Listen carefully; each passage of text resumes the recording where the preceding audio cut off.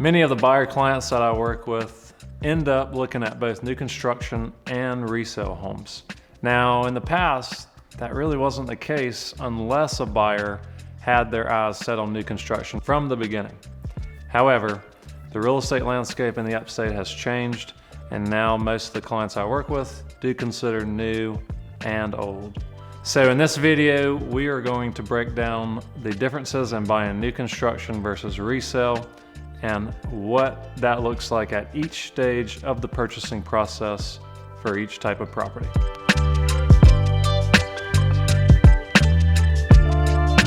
And as always, my name is Will Sawyer, your friend in real estate here in the Upstate of South Carolina. And it's our goal with this channel that we are your #1 resource for all the things that you need to know about Greenville, South Carolina. And if you like this content, please like the video, subscribe to the channel, and comment in the comments. I would love to meet you there in the comments. And be sure to stick around until the end. I'll provide my contact information if you need to reach out to me directly.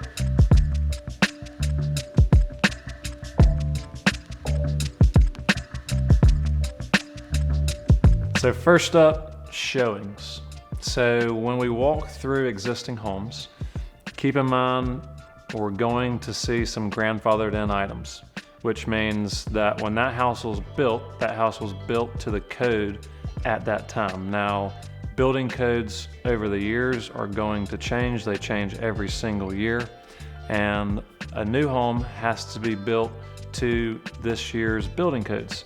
However, a brick ranch or a 2-story traditional brick home that was built in 1990, that code was different then. So as we walk through the home, just know that there are going to be some of those grandfathered in items like, fuse boxes instead of a 200 amp electrical box. No passive radon system like all new homes have to have inside of the walls going outside of the roof. And you never know, a seller could have had their Uncle Tom come and renovate their kitchen. So it's always good to ask, say, the listing agent, hey, looks like this home has been renovated. Who did those renovations? Were they licensed? And do you have any invoices or receipts for those renovations? And as we walk through the home, and I'll coach you on this, just keep in mind that the seller here in South Carolina does not have to make any repairs. So of course you can get an inspection and ask for repairs to be made, but they don't have to fix anything. So as we walk through the house and as I'm looking for significant issues that are going to show up on an inspection report and tell you about those issues, just bear in mind that if we ask for those things to be fixed, it may or may not be addressed before closing. And if it's not, and if it's an important issue to you, then it might be something that you have to address after closing.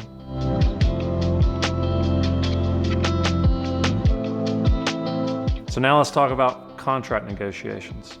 Homeowners aren't always as willing to negotiate on a contract as, say, a builder in today's market. Now, that doesn't speak for every homeowner. It depends on the seller's situation, depends on how long the property has been listed. However, to get, say, closing costs for my clients or to get a really advantageous price for the buyer when they're offering on a resale home, oftentimes we have to fight tooth and nail to get those terms for the buyer. Now, in contrast, a builder up front is going to offer you tens of thousands of dollars to either take off the house or in closing cost assistance and other credits as a part of the negotiation process. So there's builders in Greenville right now that are offering up to $23,000 in flex cash, which can be used towards paying for your closing costs, buying down your rate, or just taking that off of the purchase price of the home. Most other builders are offering half, if not all of your closing costs paid for. So like we've talked about in previous videos, when you purchase a home, you have your down payment and you have closing costs. Those are usually going to be anywhere from 2 to 3% of the loan amount. So builders are willing to pay this for you, whereas if that's important for you to get covered On a resale house, you're gonna have to ask the seller to cover those in the contract. So for perspective, with the builders that are offering all of these incentives, it's essentially like you, possibly a homeowner, offering a $20,000 check up front to the buyer that's buying your house and saying, hey, use this to negotiate against me. So, considering resale and new construction, builders are much more willing to give you concessions and give you closing cost assistance and maybe a slightly lower price versus a homeowner who has a price in mind. Their listing agent and them have talked about a price range that that house should sell in. So, their expectations are already set. And if the home hasn't been on the market very long, that's something that we're gonna have to deal with in negotiating back and forth with that seller. So now let's talk about the contract process and specifically the repair process. So for your information, South Carolina is an as-is due diligence state, meaning that on the purchase agreement, the buyer technically agrees to take the house as is. However, during the due diligence period, they do have the right to get the home inspected and ask the seller for repair requests. Now, when that repair addendum is sent to the listing agent and the sellers, they're gonna get quotes, they're gonna talk about it. However, they do not have to agree to everything that you ask for them to repair. Now, they are incentivized to sell their home, and they certainly don't want their home going back on the market after it's been taken off, because every subsequent buyer is gonna be like, why did the house come back on the market? Is there something wrong with it?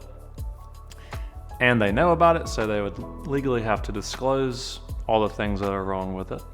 So they are incentivized to fix the major issues, right? Not necessarily the small items. So we do see sellers most of the time work with buyers on getting those significant issues repaired.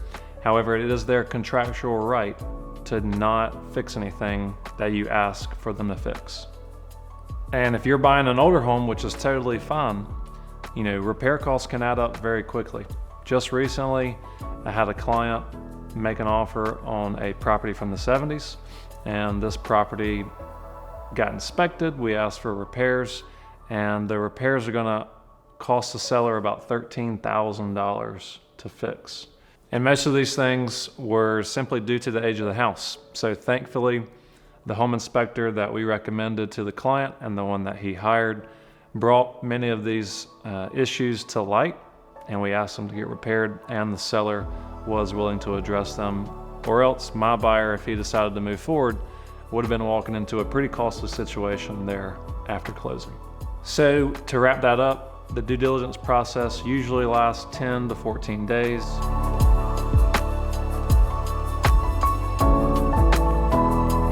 On the contrary, let's talk about the building repair process. So in a lot of ways, it looks the same as the resale process. However, the inspection is gonna happen about 1 to 1.5 weeks before closing. And then we're gonna send that inspection report to the listing agent and the builder. And at your new home orientation, we're going to review the entire inspection report with the superintendent. And 95% of the time, they'll fix everything on the inspection report. However, keep in mind, the builder is building the house to code. You'll have some builders that do extra stuff, but most of the time, builders are gonna build the house to code. Now, an inspector is going to note every single thing that's wrong with this house. Oftentimes, it's a little bit overkill. However, the inspection company that I recommend is very thorough, and my clients and myself really appreciate them being thorough. So we send the entire inspection report to the builder, and they oftentimes do fix everything on the report. So the inspection and repair process as a whole is most of the time easier with builders, but that's not to say every homeowner neglects their home. Many homeowners love their home and have a ton of pride in the property that they own. So most of these folks do take great care of their homes, and the repair process usually goes just fine. So in conclusion, what does the post-closing process look like? So for resale, after you sign the paperwork, and after the property funds, that house is yours. You get the keys, you get the garage door openers, and you get to leave the attorney's office and go and enter into your new home for the very first time as a homeowner. And the post-closing new construction process is obviously largely the same. However, you have a few benefits. So with a new construction home, once you become the homeowner, you have a 1 year, a 2 year, and a 10-year warranty. So 1 year is usually a punch list warranty, meaning that the builder will come through at the end of, say, 11 months and fix any defects in the walls, any nail pops, any issues that you've had during that 11-month period. And then for the first 2 years of your ownership, they'll likely cover all of the systems in the house. So everything behind the walls, like the plumbing and the HVAC and the electrical system. And the last one is a 10-year structural state required warranty. So for the first 10 years of that home existing, and you may or may not be the owner of it in 10 years, however, up until 10 years, they are required to cover that property for its structural integrity as well. So there you have it, the resale process versus the new construction process. Hopefully that sheds some light on whether or not you want to go resale or whether or not you want to go new construction. And there's no right answer. Some people prefer older homes with more character and more charm in communities that are already established, that have large trees in the communities. Some people just prefer a newer product and they like the seamless transaction that new construction sometimes provides. There's no right answer, it's your personal preference. So if you are thinking about buying a home here in South Carolina and specifically in Greenville, do me a favor, reach out to me. I would love to help you with this purchase here in Greenville. So as always, my name is Will Sawyer, your friend in real estate here in the upstate of South Carolina. Do me a favor, shoot me a text at my cell phone number below and shoot me an email at my email below. I would love to help you with your purchase here in Greenville. Thank you so much. Well, this video is going to be about Greenville County, the upstate of South Carolina. Great thing to do and easily in the evening. I'm a local real estate expert here in the area. All time, we're right behind me is a really cool place called Freight Yard.